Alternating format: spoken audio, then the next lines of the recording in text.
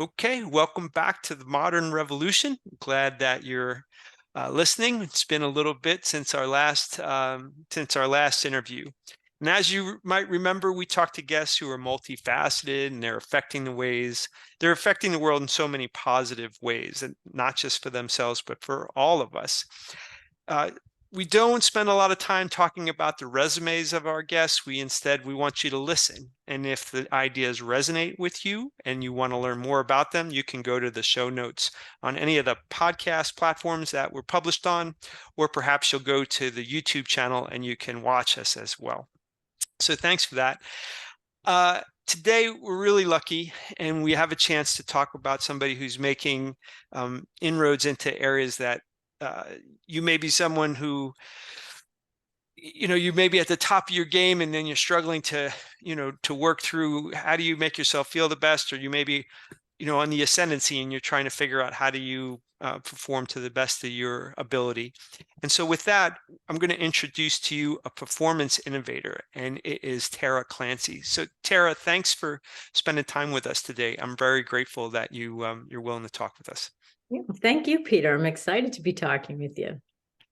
I like to ask people to distill down sort of what they're trying to do in the world. And, sometimes ask for a phrase, and some folks have it so distilled they can do it even shorter than that. But when you think about the problem that you're trying to solve in the world, how do you talk about it? Yeah, I solved the problem of exhaustion. Hmm. There's So, a lot of that going around now. and that's probably, always been a factor in life, right? I don't know. We always like to think that the generation before us was in some paradise of like work-life balance and easygoingness, and it's only in the modern moment, but it's probably always been with us.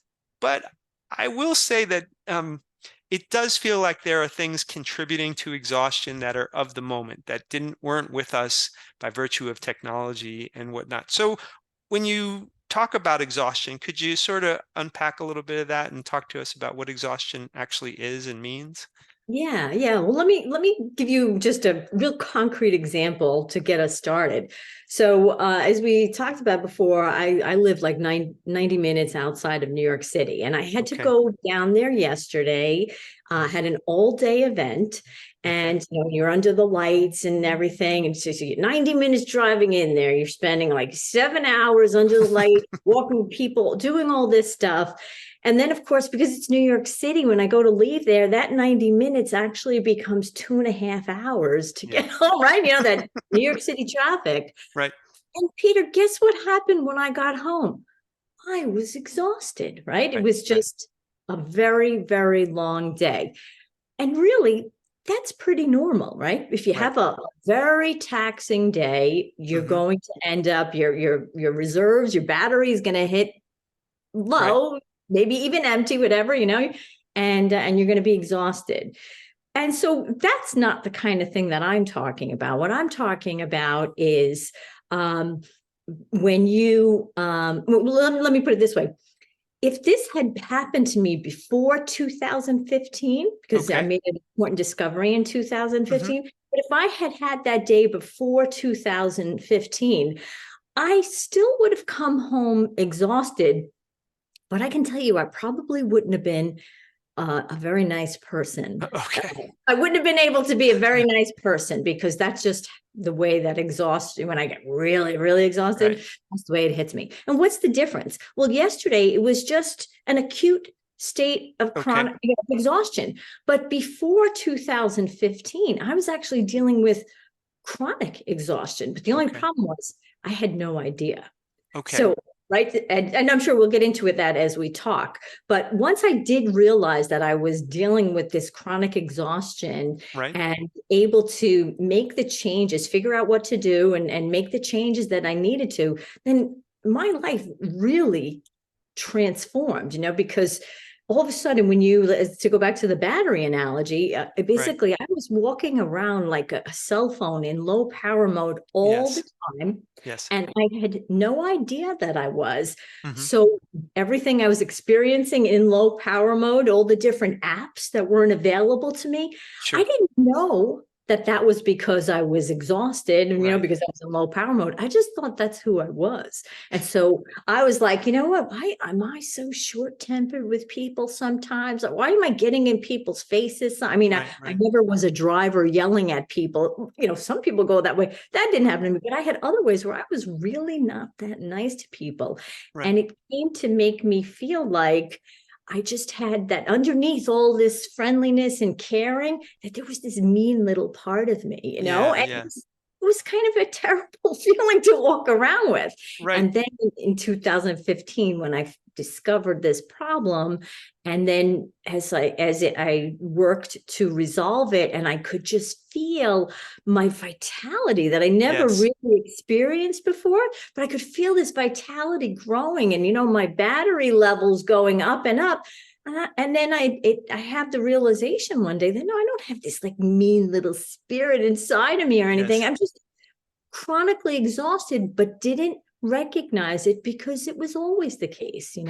Yeah, we use that expression, in the circles that we attend to people's health, like the walking well, that people are accommodated to certain ways of living, and they don't really even understand how good they're supposed to feel, and that because they've been habituated to exhaustion, and they've been habituated to the way certain foods make them feel, that they think this is in fact how I feel. One of the things I'm always interested in talking about in this podcast is some people come to their realization of their life's work over time, and it's sort of a slow incremental process of having bits and pieces accrue in their knowledge of themselves and their knowledge in the world. And then other people, it's an epiphany, and something happens, and they're different from one moment to the next. So it sounds to me, and it may be a combination of the two for you, but it sounds to me like there was a period of time in which things were different once you understood something different. So could you talk a little bit about what I hear as an epiphany, whatever words you want to use for it? Could you tell me a little bit about that change and why and what happened? Yeah, absolutely. And it did have a little bit of an epiphany at the end, but there was a long lead Okay. up to it, right? And so, it's the kind of thing, just like you were saying, the walking well, I was fine, right? Right. Didn't realize that, the fact that I was dealing with chronic sinus infections, Mm, gut issues, skin problems started to come out, that irritability that I mentioned. yeah. Never really questioned any of that because I had always had some degree of that. It just kind of got worse. Right. And so then when I started, the first thing that I really did was started looking into the food angle. Yeah, Right. because that was the other thing. At 30, all of a sudden, out of nowhere, after all this accrual of these problems, I developed adult onset asthma. Wow. And I don't know about you, Peter, but if all of a sudden the thing that you need to do all day, every day, if all of Right. a sudden that is threatened, it's like, wait a second, Yes. this is different, right? That will This was, get your attention. If you yes, can't breathe right? properly, that will get your attention. Totally, right? And so that's when I started working with a naturopath actually, Right. because of course when I went to the then went to the allergist and I said, no one's ever told me I have asthma. And he said, you have asthma. And it was like, but why? Like, Right. why all of a sudden? What's going on here? And most importantly, how do I solve it? Right. Because when you use this inhaler, that's not really solving it, right? That's Yes. just treating the The symptom. symptom. Correct. Totally, right? Which is, a whole nother conversation. That's the whole fundamental basis of our Western medicine, really. But again, different conversation. But anyway, it didn't sit with me, and that's where I ended up working with the naturopath, and we started really getting into the food angle. And Yes. guess what? Shocker! My gut problems got better. My skin cleared up. Yes. Yes. The asthma slowly resolved itself, especially when I finally took out wheat out of my diet. Not just wheat, gluten. Took gluten out. It was like, bam. Wow. So then all of a sudden it was like, wow, like you really can be in control of your life and excuse me, and change the things and get to the place that you want to go. Right. But guess what? Tell I me. was still kind of irritable. Like, Okay. Okay. And if you think, I always like to think about our basic physiological needs, right? So food, if we think about the pyramid, food is at the bottom. We absolutely need food, but we can go for a couple of months if we need to without Yes. it, Right. right? We've seen hunger strikers do it. It's not pretty, but you can make it, right? Yes. But then the next one, going farther up, really would end up being hydration. Yes. We need to be well hydrated, but even that you can last for 2, maybe 3 days without really staying hydrated. Next, getting farther to the peak importance, sleep. Yeah. Well, I would fall asleep at 10 o'clock at night and I would wake up at 6 a.m. and I felt like $1 million when I woke up, like great energy, all this. So I knew that sleep wasn't the problem. Okay. And then top of for all of us is air, Right. breathing. Sure. It's like, oh, that has gotten better since, I did this whole diet thing and got the asthma out of the way. So Okay. this is probably just how I run then. I do have this mean little streak inside of me. That's it.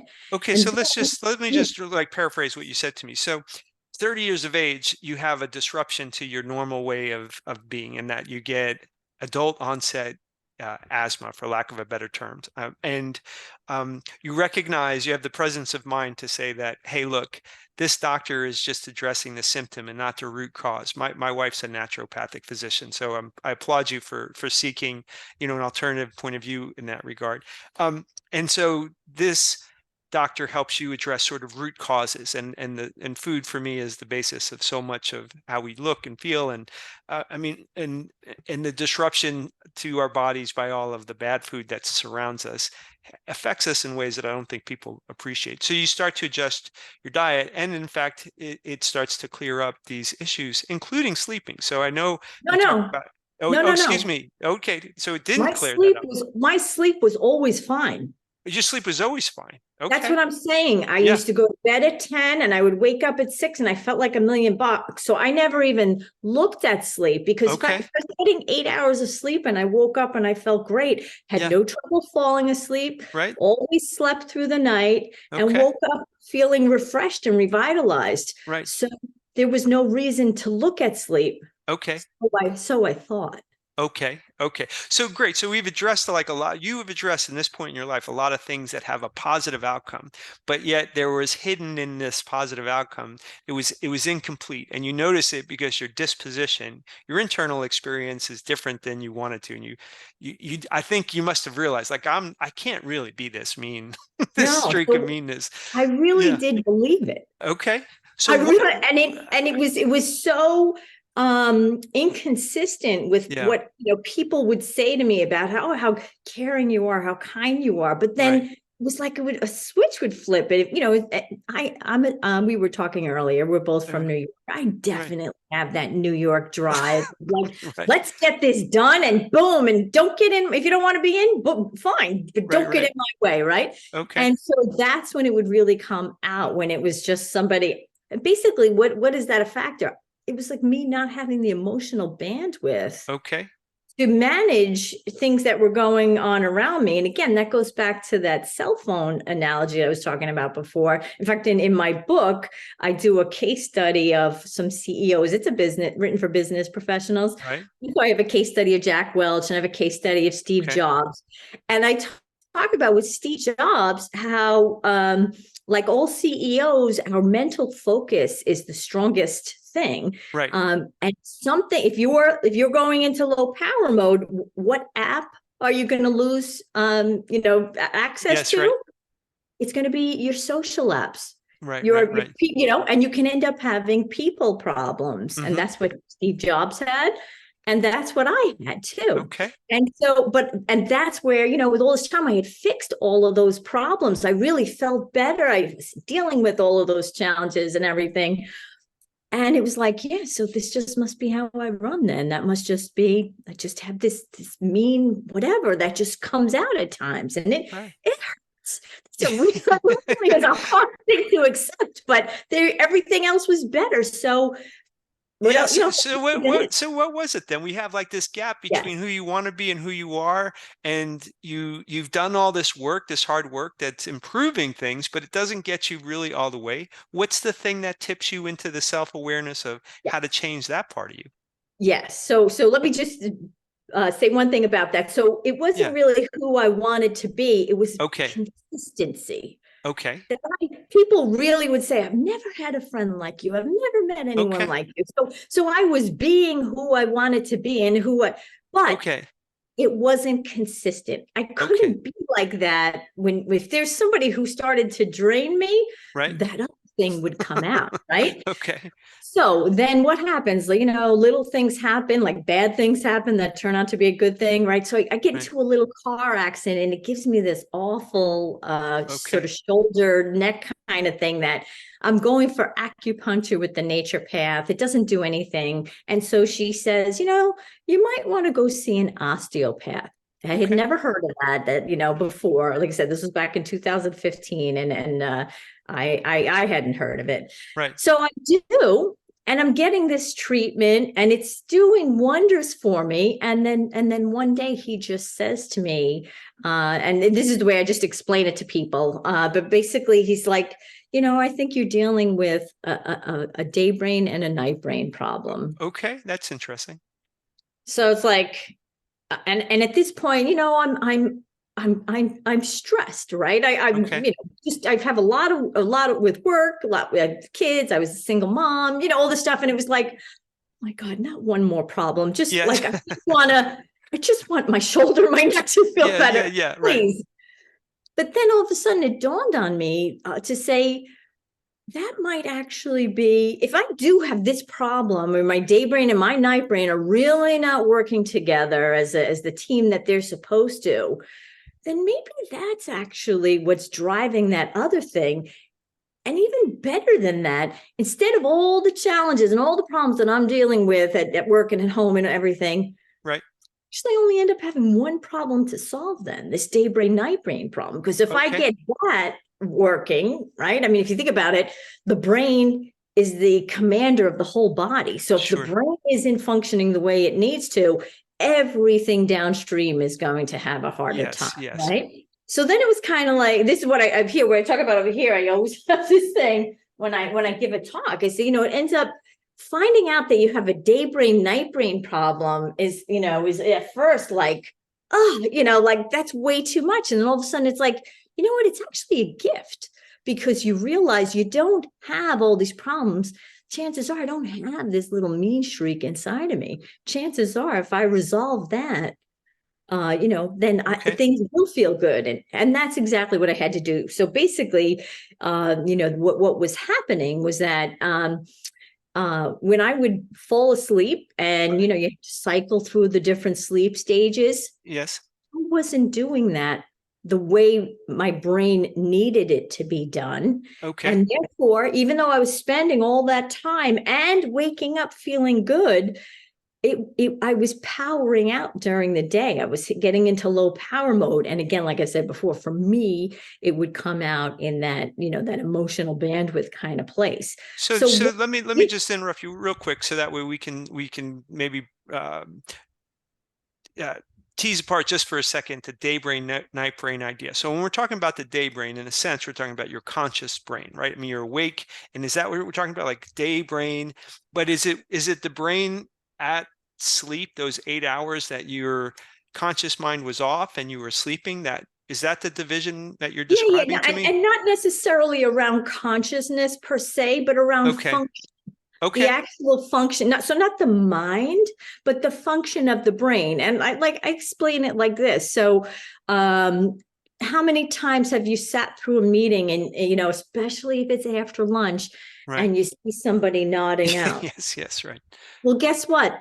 The day brain is interfering with the night brain is interfering with the day brain function. Interesting. Okay, got right? it. Okay. And then let's look at it from the other side. How many people will say to you, oh my God, I'm so exhausted. I can't wait to get home tonight and, just get to bed. And then you talk to them the next day and you say, how are you feeling today? Did you get a good night of sleep? Oh, as soon as I shut off the light, my mind started racing. I couldn't fall asleep. Yeah. Well, guess what? that's your day brain butting Yes. in when your night brain is supposed to be doing its shift. Okay. And so that's really, and all of that honestly comes from things that we do all day. And I don't mean just the caffeine and screens and stuff like that. It's Okay. much more involved, much more things. But all these little things that we do all day set us up for this day brain and this night brain conflict. Okay. So, but the good news is that if you can if you can address those little things, like for example, the way you send a text. If you had to send a text right now, Peter, what would you do? Pretend you were, text just came on your phone. Just show what it would look like. Well, my wife actually just texted me, so I would. There we go. I would look to her, and she says she gave me a little news about what she's going to do. She actually wished me luck for our interview, and I would shoot her back like, "Hey, love, enjoy your errand, and I'll see you later." And I have the phone in my hand, and I'd be looking down, and that's what I'd do. Perfect. So I'm so glad you just said it's the looking down thing, because that is a key driver of that night brain, day brain, night brain conflict. So let me just make sure I understand what you just said. So is it the position of my head relative to where my field of vision might otherwise be? Before I had a cell phone, I rarely was looking down all day, because I now look down at my phone 2 million times a day. So is that what you just said? Like the actual position of my head and my chin? The actual position of your head. Yeah. In fact, it's funny. They call it tech neck now because of what you're alluding to. Right. Like if I go into the city and if I happen to be on a train platform, oh my God, the number of people, like you just see it. It's just everywhere. But there used to be a different name for it way back in the day. They used to call it scholar's neck. Oh, because yes. What would you, right? Because then you were like this all day looking at a book. Yes. But the bottom line, the reason that's important is because that really impacts over time. Right. It impacts how well you're going to be able to cycle through the sleep stages. So what's the solution? You just train yourself to bring your phone up. Okay. You know what I mean? Instead. So it's little things like that form the basis for us being able to get our day brain and our night brain back together, working really like a high performance team. So let's go back for a second to when this was described to you. So you just gave me a detail about here's a behavioral change that you can do that will have incremental advantages to you over time, and incremental advantages every day. Like the more you don't put yourself in that tech neck, scholar neck, position. So when this is revealed to you and someone says, well, you have a day brain, night brain issue, does it resonate with you immediately? Like you get it? Or did it take you some time to like understand what you're describing? Like, was it an epiphany moment, or was it something where you're like, well, hold on, what are you talking about? Like I'm sleeping.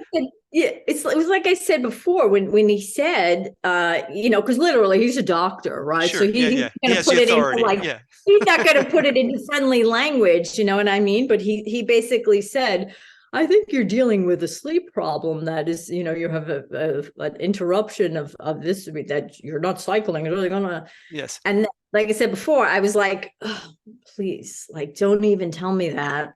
I don't have the reserves to take on one more problem now. Okay. But because I have that type A drive, so as soon as I got out of the office, I was like, and I also, I'm by nature, I am a problem solver, and I dig in, and, I always wanted to be a detective early on, before I did all this. It's like, wait a second, let me look at this. And so I start like entertaining the idea of like, could I have something this fundamental wrong? Okay. And then I said, well, wait a second, if I do have something this fundamental, then that would really be the underlying cause. Kind of like to go back to the asthma thing, right? Well, why did I have that asthma? It turned out it was because of the food sensitivities I had and all the inflammation. So I could have used an inhaler and maintained the symptoms, at a symptom level, but instead I went in and treated the underlying cause and revealed it. And so this, and maybe it was because of that experience. It was like, what, if I actually can like muster up a little reserve to really get in and figure out what I need to do to solve this one problem, I should see everything else get a lot better. So, I mean, and so as a paraphrase to what you're saying, like you saw a root cause to a physical problem, and you saw the relationship that when you addressed the root cause of your food sensitivities, it manifested positively in your body by reducing or eliminating your asthma, and that gave you a framework of thinking about like root causes. And so when this was described to you. Yeah, I would say, I mean, that was always my tendency to want to get in and really figure it out. Okay. But I didn't have that concrete experience then. Yes. I got on a physical health level of saying, you can make big time differences with small, same thing with small things you do every day, right? The food choices we make, that's, yes, yeah, without a doubt. Yeah. Just my own curiosity, Tara. I mean, did you see it as a psychological or a spiritual issue, or both? Like when you talk about wanting to be I mean, nobody's 100% consistent, but when you wanted to kind of level that out, did you see that? How did you frame it for yourself? Would you frame it as a psychological issue, as a social issue, as a spiritual issue? Like what? The problem I was having with the the meanness. Yeah, exactly. Yeah. I'm just curious how you framed it. I would say it was more of a psychological thing that I looked at it as, or just like, psychological, social, whereas like for whatever reason, certain people just get under my skin. And guess what? People are always going to get under our skin. Without a doubt, right? It's just a matter of how much reserve energy we have, how much emotional bandwidth we bring to the situation. Yes. That's what makes the difference, right? Same like now, and when yesterday what I was talking about was really what we're dealing with now with this exhaustion in the workplace. It's in our lives in generally, right? But we're really seeing it and feeling it in the workplace because that's where money comes from, and money makes the world go round. Right. And so my message yesterday was, we're looking at what we hear is basically people have been inundated with big time problems since 2020. Right. And they've reached the point of exhaustion. Okay. And what I'm saying is we need to flip the switch, and we have to look and say, for a long time before 2020, right, there was a chronic exhaustion epidemic. I know because I lived it. Right. And I had no idea I was chronically exhausted, but there was this chronic exhaustion epidemic. And so when we got to 2020 and the load just increased, yes, right, we just didn't have the reserves to manage it anymore. And that is the difference. So if we really want to help people now, yes, certainly mindfulness training will help, and giving paid time off to people when they're really stressed will help. Those are all good, but they're like the inhaler. Okay. They're going to get you through the moment, but we really need to get in and address the underlying cause, and the underlying cause is the exhaustion. So I don't know, Peter, how much you would have had chance to dive into this topic before, but in terms of the problem that I was describing that I had, 1 in 2 men deal with that problem. Right. And 1 in 4 women, they have this hidden sleep performance problem that prevents them from cycling through. So therefore, they're walking around like a cell phone in low power mode. And then let me just add one more thing. And then when the pandemic came along, obvious, those are called hidden problems. Obvious problems got much worse, right? Think about people talking about coronasomnia, people laying there at night, couldn't fall asleep, couldn't stay asleep. Yeah. You know why you can't focus or whatever if you didn't get enough sleep, or if you didn't sleep through the night, it.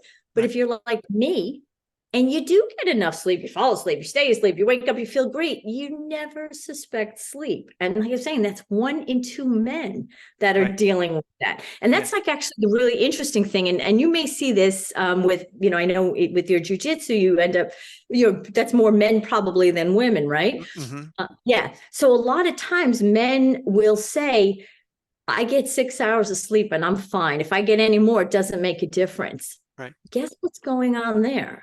It's because the sleep that you're getting isn't doing what it needs to do, just like mine wasn't. Okay. And so even if you get more, it doesn't matter. So then you come to say, sleep is a waste of time, or I don't have enough, I have so much to do, I can't allocate anymore. So you walk around thinking that 6 hours of sleep that you're getting is exactly what you need, but meanwhile you're slowly going down. Yeah, right. So the walking well, that they don't know how they should be feeling. So there's not a point of view like, hey, this is, this is Exactly. so when you talk about proper sleep that recharges the battery, moves people in that direction.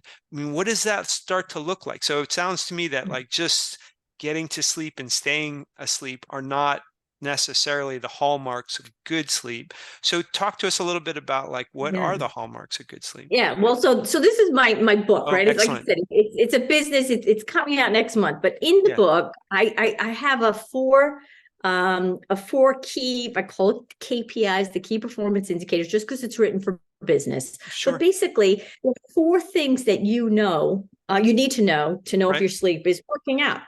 One, can you fall asleep Hmm. within 15 to 20 minutes? Any more or any less? Okay, that's interesting. Indicates a problem. Yeah, because some people say I fall asleep as soon as my head hits the pillow. That's telling you that your sleep isn't doing what it needs to. Okay. Second one is, do you stay asleep through the night, right? How many people say, oh, I wake up to go to the bathroom, but I can fall back asleep, so it's not a problem. If your sleep is doing what it needs to do, you should not be waking up to go to the Okay. bathroom. You should be getting that signal. That Okay. signal should come about. So that's another one, right? Falling asleep, staying asleep, waking up feeling refreshed, but Hmm. also relaxed, right? Okay. A lot of CEO types, I interviewed a bunch of CEOs for the book. They're like, oh, as soon as my eyes open at 5 a.m., I jump out and I go. And and it's like, you shouldn't go into adrenaline mode Yes, right, like right. that, right? Because then that means you're going to end up with adrenal fatigue. You're just running, on Yeah, an adrenaline, right. cortisol at that Yeah, point. yeah, You know what yeah. I mean? So you should wake up revitalized, recharged, but also relaxed. Okay. And then the last one, and this is the one we miss out on all the time, to look at your performance during the day. Hmm. Do you need to take a nap? I did every day around noon. I would take a little 20-minute power nap. I just thought I was a power napper. That was Right. it. Hey, I'm Yeah. just the queen of the power nap. No, there's actually a sign that right there, my battery was going into low and I needed something to power back up again. Right. Or do you need your intense exercise? Are you doing your fourth Tough Mudder of the year? Right, right. Train. Yeah, yeah. All of those things are signs that you're really running on adrenaline why do you run on adrenaline? Because you don't have the natural power itself. Or do you find, like I did, are you like short-tempered with people and irritable and you just, everybody's getting annoying and whatever? Hmm. All of those things, look at your performance during the day. Or do you feel like, I really think there's so much more I could do, but for some reason it just won't come together for me. I just can't get Hmm. the focus, or I don't know, whatever it is. Bottom line is, if you look at your life and you're happy with your physical energy, right? You're happy with your mental focus, and you feel like your relationships are good and you like Hmm. the way you are with people, don't even think about your sleep. Right, right. But S- yeah. but if there things pop up in there, then that's what this actually is, the XYZ formula. Okay. If you Tell have me about that. problem, yeah, if you have problem X, whatever it may be, Right. ask why. Okay. Don't just accept it, and Right. make your primary suspect your Z's, your Okay. sleep. Okay. So effectively what we're saying is like, look, if in your life you have these issues, any of the issues that you just described, that your sleep may very well be the culprit for why you're not able to do the things you want to do or feel the way you want to feel, have the relationships that you want to feel.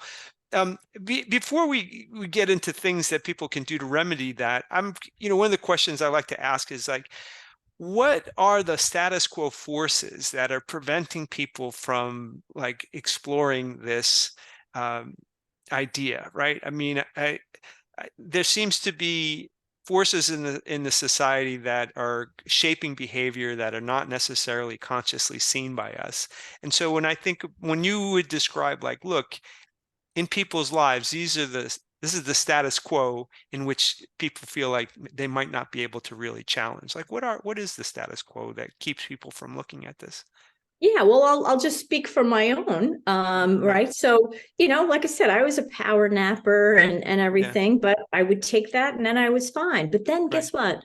That was like, college, whatever. And then, you start working full time and then I had kids and, Sure. and so this exhaustion, but of course you're going to have, you're going to be tired when you have kids. It goes with it, Yes. and then I ended up divorcing. And so I'm a single mom with 2 young kids working full time.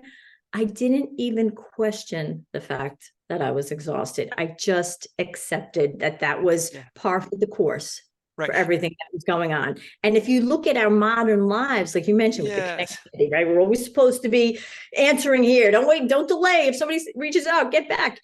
We are so conditioned to be on all the time. And then naturally we do like, oh, it's so busy. I've been so busy. You've been busy, me too, but busy. Ooh, I need a vacation. It's Yes. just like, this is just the way we live. Right. But we're caught up in all of that. And really, if we were able to say, is this really the way we should be living? Or is this just that our things have gotten out of control and we've just accepted it as normal? Going back to what you were saying about the walking well, right? If this is just how it has to be, if Yeah. we all of a sudden stop and say, does it? Does it have to be like this? And it Yeah. kind of goes with that fourth thing I was thinking about. If you're happy during your days, and you should be happy, you Yes. should have right to enjoy things. Yes. If you're not finding that, if you're finding you don't even have time to take a walk when you or sit and watch a bird or whatever it is, Right. then you really want to give yourself the opportunity to say, are things working out for me here? Right. Yeah. And for me, I mean, status quo for me is that, and I think it's framed differently depending on your age. I think younger people, I'm 53, so I consider, like I used to be the youngest person in the room. That's very rarely the case anymore, like as I go along. But when I look at like my oldest child's 27, hustle culture, the notion of like get up and grind. And that to me is a expectation of the young, of that, the way that life should feel is exhaustion is almost, if you're not exhausted, then you're outside of what you should be doing. And I think as you go along,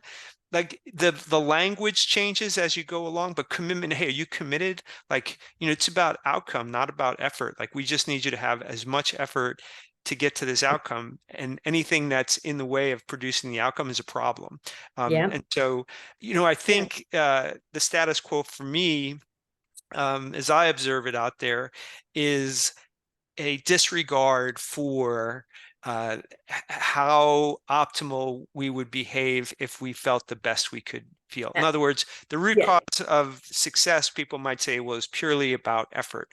When I listen to you, like the root cause of success might be being able to perform optimally, and that you take a step back and you address your physical issues, your sleep issues, you'll be much more successful because you'll be able to perform at a higher. And what assumptions do you think you're challenging in people? Like when you come and you talk about, hey, you have a day brain and a night brain problem, like what assumptions does that bump up against that people might push back on?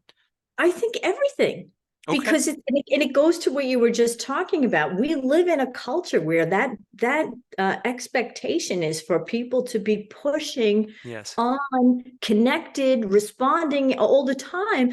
That if you're not doing it, you feel guilty, you feel a burden, you're Yes. not happy doing it, but you're not happy not doing it, Right. and you're kind of stuck. So but when it becomes so ingrained, whether it's within, like me, what I believe myself, or when Right. it's just from outside in the culture and you're trying to figure out who you are in the world, when it becomes so ingrained like that, it's impossible to see one thing for the other. It's funny, when you talk about the younger people, if you look at the research, it was Blue Cross and Blue Shield, they do this annual reporting of health and across the age, the generations.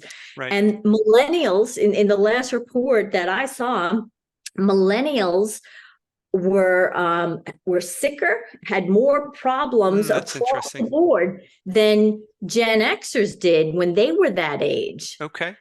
So we're more efficient now because we have these cell phones and it's enabling Right. us to do more and Yeah. everything.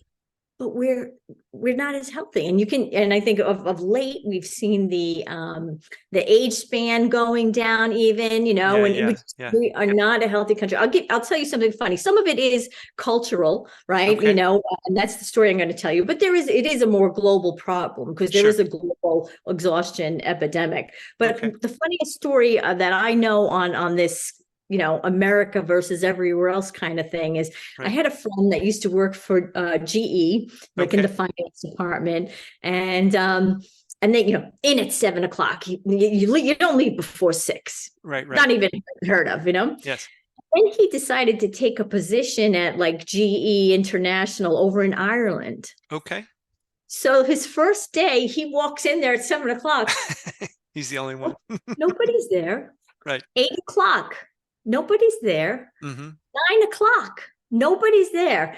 Around 9:30, some people started rolling in and they're like, what are you doing here, man? Yeah. Right. Like, and then they're all, come 4:00, people started to walk out and he's still sitting there and he's like, what's going on here with these people? But it was so natural to him as an American to just be, nose to the grindstone the whole time. Yes. And to see this other way of life. But guess what? I've been to Ireland. It is a totally different vibe. It's, people are happier there. That's why they have that, that Irish crack, they call it. Everybody's joking, whatever. It's a different way of life. Right. So it can be really hard, to get in and change what you live in and what you've developed, as a norm, really. Yes. Right. I mean? Yeah. So for me, when I listen to you talk, like the assumption that you're challenging is like exhaustion is actually an indicator of success because it means you're working super hard. When actually what you're saying is like the exhaustion is eating away at your success, because when in jiu-jitsu we use an expression like, hey, be slow because slow is smooth, and then smooth is fast. And when I think about like efficiency in general, what efficiency means is a lack of friction, and that friction occurs in our days. If you're not as clear minded as you could be, there's friction in your ability to get that stuff done. If you're feeling, for you, if you were inconsistent in the day and you had those moments of meanness or whatever that you wanted to eliminate, those are points of friction. When you reduce those, so I think that assumption that the culture is saying get up and grind, got to be in at 7, out at 7. If you're not wiped out, you're probably not working hard enough, as opposed to, hey, if you're functioning optimally, you will get more done in a more elegant manner in those times that you're not directly focused on your work. Your brain might actually be solving problems, making that time when you're actively focused there. Well, exactly. That's exactly what the title of my book. See, Up Yours. With disease. Yeah. Little, it's a little. Yeah. Like I said, I'm a New Yorker. Hey, that's how New Yorkers talk. Hey, up yours. Come on now. Hey. But level up performance and profit. Yes, nice. Because it all comes up. And again, it goes back to the brain as the CEO. Right. If your brain is functioning the way it should be, if it's gotten what it needs to recharge at night, and you're going to run all day on a full battery, right? Everything you do, you're going to have less friction with everything. This is a famous talk. I can't believe I can't pull up her name in my brain right at the moment. It's probably a lack of sleep. But the famous TED talk, like Sleep Your Way to the Top. Who's that woman who gave that talk? I don't even know. Oh yeah. Okay. Well, I'm going to take a second, and this is one of our. I'm going to go look this up as we're talking. But there's a terrific TED talk called "Sleep Your Way to the Top," and it's definitely has a certain connotation, but I know that's not what she means, right? Well, that's the intent, right? Is to be, to use this turn of the phrase as a way to describe, the impact of the exhaustion on everything as you're kind of talking about. Well, let's talk a little bit about. Let me just jump in for 1 second. So my thing is not just to say that we need to sleep, because we've known that for a long time. right? Even grandma used to tell us that in a kid before, as we were kids, before we had all that technology to show us what the brain is doing. My thing is really saying the chances that you have a hidden problem, right? This whole idea of hidden problems when you're sleeping, that's really the difference, right? And even if you are getting enough sleep, you still could have a problem, because again, that's exactly what I had. So it's like the next layer. Matthew Walker had that book called Why We Sleep. He's a neuropsychologist in 2017. Great book, because it flipped so many people over to saying, all right, I need to really pay attention to this. But still, there can be people, 1 in 2 men and 1 in 4 women, that even if they're getting the right amount of sleep, they're not going to resolve their problems during the day, because it's not a quantity problem. It's not a numbers problem. Sure. We really need to look at what's happening during it. So that's really what I'm bringing to the table, is this next level. Don't dismiss sleep. If you're still not happy with your life and things aren't coming together the way you want, don't dismiss that sleep could be an issue. I never even thought could be. It was. Yeah. And it's Ariana Huffington, by the way. Yeah. Well, she did. She's the one who really set things in motion, because she wrote The Sleep Revolution in 2016. She had fallen asleep at her own desk, and I don't know if she broke her nose. She broke her orbital. And so that level of exhaustion, ultimately produced a woman who was so exhausted, she fell asleep so unexpectedly that she broke part of her face there. And that to me, that stayed with me so dramatically. One, it was a cleverly titled TED Talk, so it was brilliant marketing to get that word out there. But to have somebody who was so successful, clearly when that happened, she wasn't grinding to begin a business. The pressures were all self-imposed. I mean, granted, the business required a lot to be run, but if she stepped back, the consequences to her life would have been different. When you're in your early 20s and you're establishing yourself, the consequences of not performing, are different than Ariana's consequences would have been. But still, the status quo forces, had this terrible consequence on her. Yeah, but let's also think she had a choice. Yes, right. She was actively making the decision to push as hard as she was, right? Yes, right. I'm sure she would, or potentially she would question now, should she have done that, right? How much better would she have done if she had been recharging fully every night? But so many other people, again, like me, aren't even making a conscious decision. They think they're set there, right? I thought it was fine. So I in fact, I think of my book as the follow-up to hers.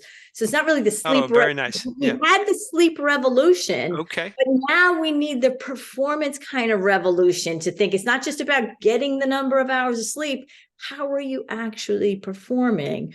And then really, when you look at that, then you can say, gosh, maybe my sleep isn't performing the way it should be. And that's why I'm ending up with this day brain, night brain conflict. Right. Let me get them back together. Well, we talked a little bit about the cell phone as a hidden effect of texting, and looking at the cell phone as a body position issue that then shows up later in disturbing your sleep. Is there any other, granted, your book is the best place to go and to kind of learn in depth what you're talking about. Is there any other small changes you might suggest to people that are hidden disruptors that they might be totally off their radar, but that if they knew to pay attention to it, could affect them in a strong way?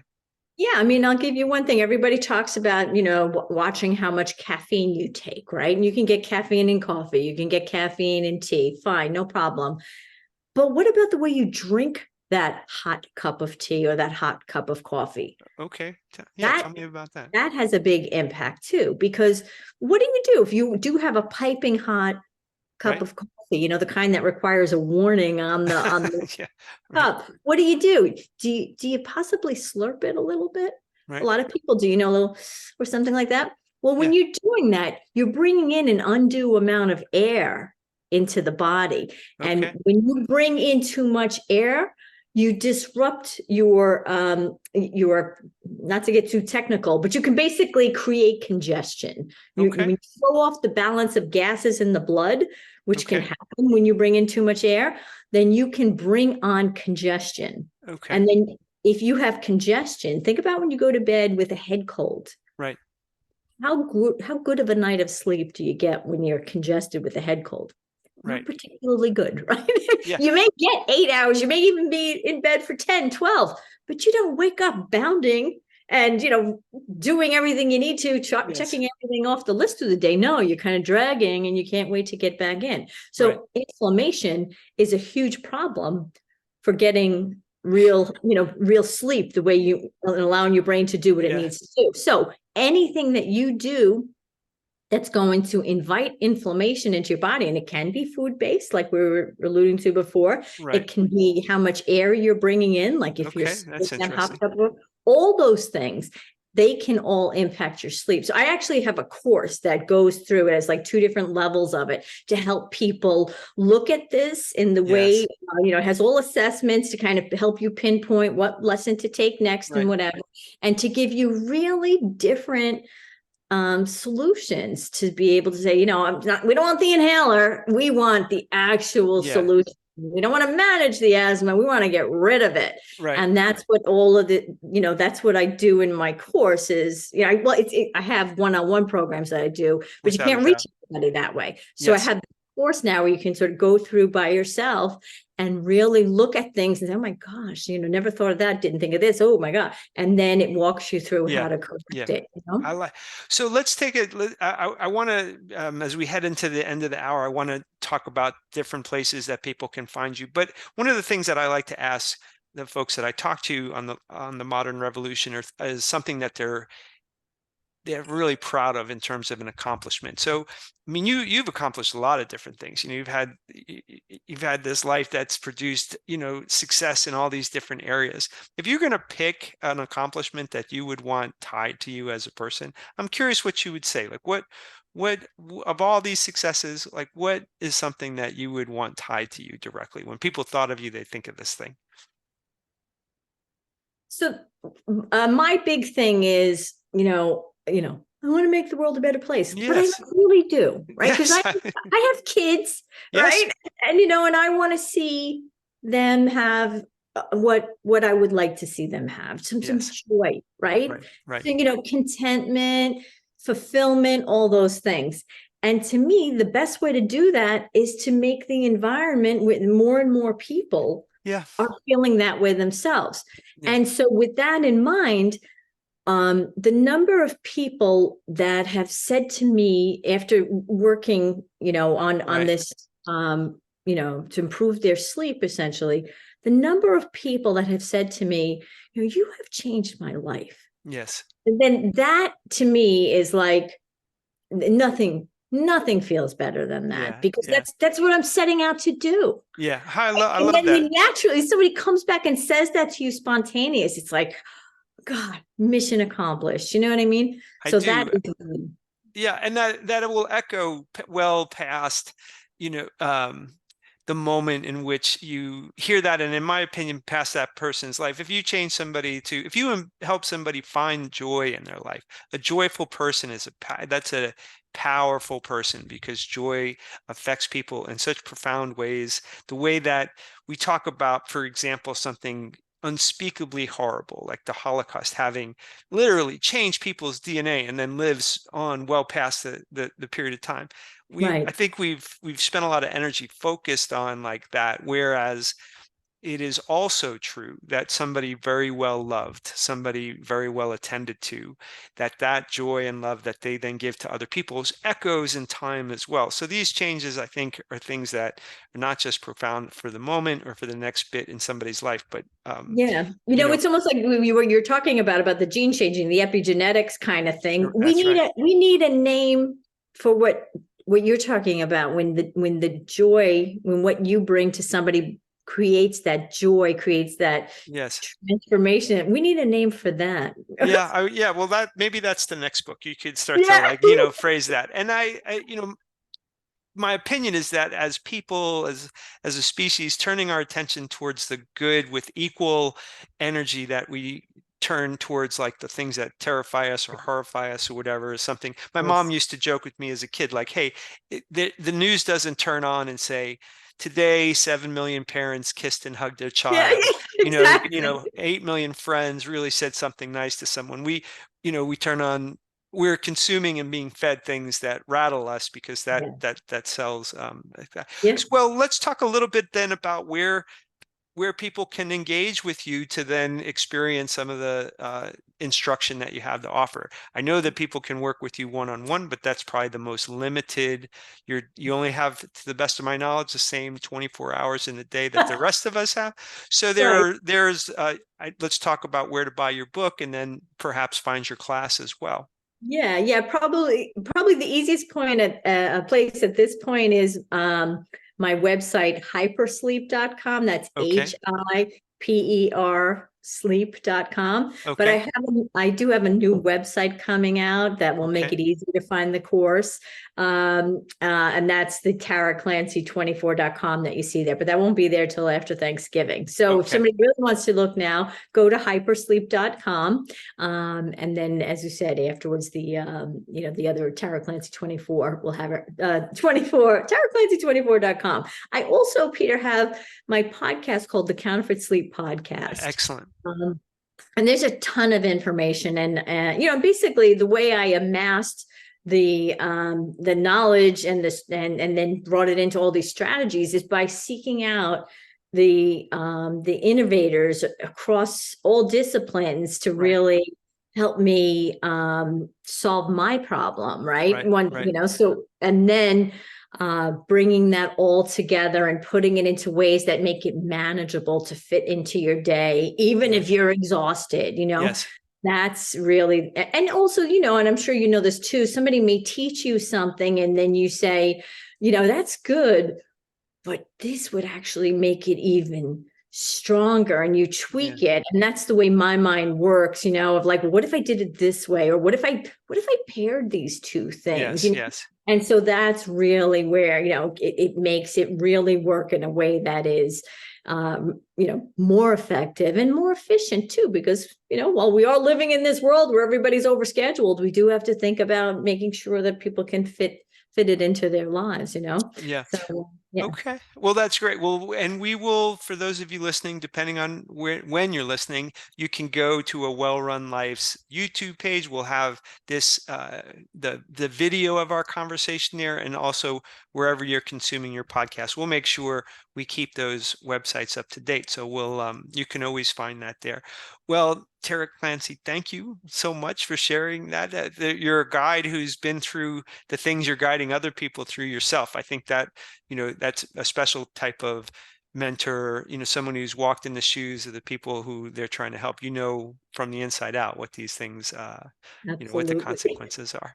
All right. Absolutely. Thank you so much, Peter. Such a pleasure to talk with you today. Yeah, it was wonderful. And today's modern revolutionary is Tara Clancy. And like others we've talked to, she's clear-eyed about our situation, and she's brave enough to bring her thoughts into the arena. And I hope that she inspires you to bring your ideas to the world as well, because we can't keep them locked away. The modern revolution needs us all.